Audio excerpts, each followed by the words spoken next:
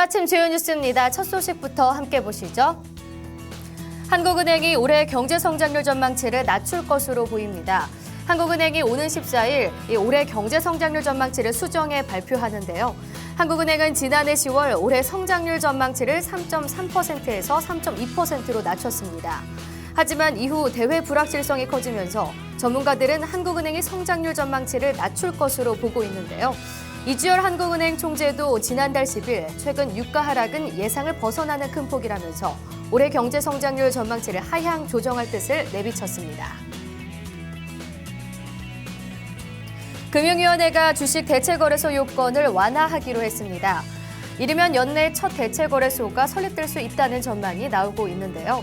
금융위원회는 이달 중으로 대체거래소의 거래량 한도 요건을 완화하는 내용을 담은 자본시장법 시행령 개정안을 마련해 입법 예고할 계획이라고 밝혔습니다. 개정안에는 대체거래소의 거래량 한도를 시장 전체는 15%까지, 개별 종목은 30%까지 확대하는 내용이 담겼는데요. 지난 2013년 대체거래소 설립 근거를 마련한 자본시장법 개정안이 시행됐지만 업계에서는 대체거래소의 설립을 사실상 차단하고 있다는 지적이 나온 바 있습니다. 두산이 SK면세점 사업 인수를 추진 중에 있습니다. 두산그룹이 사업권을 상실한 이 SK면세점으로부터 사업 일부분을 인수하는 방안을 협상 중인 것으로 전해졌는데요. 두산그룹 관계자는 SK면세점 인력 창구를 포함해 두산에서 필요로 하는 부분을 중심으로 협상을 진행 중이라고 밝혔습니다.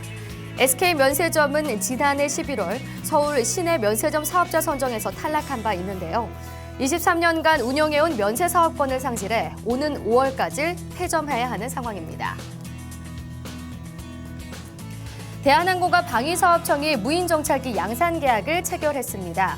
대한항공은 우리군에서 공중 감시를 담당할 정찰용 무인 항공기 양산 사업 계약을 지난해 말 방위사업청과 맺었다고 밝혔는데요.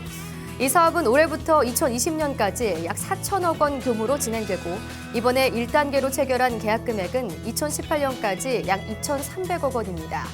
한편 국내 협력업체들이 개발 단계로부터 적극적으로 참여해 국산 화율이 95%까지 이를 것으로 보입니다. 현대기아차가 멕시코와 중국에서 생산을 늘릴 것으로 보입니다. 현대기아차의 글로벌 생산 능력이 올해 50만 대 더 늘어날 것으로 보이는데요. 현대차 그룹은 현재 건설 중인 현대차 중국 4공장과 기아차 멕시코 공장이 올해 가동을 시작하면 지난해보다 50만 대 늘어난 841만 대의 생산 능력을 갖추게 된다고 밝혔습니다.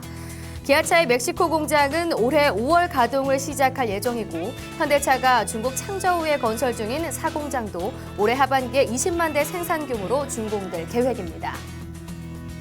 지금까지 오늘 아침 주요 뉴스였습니다.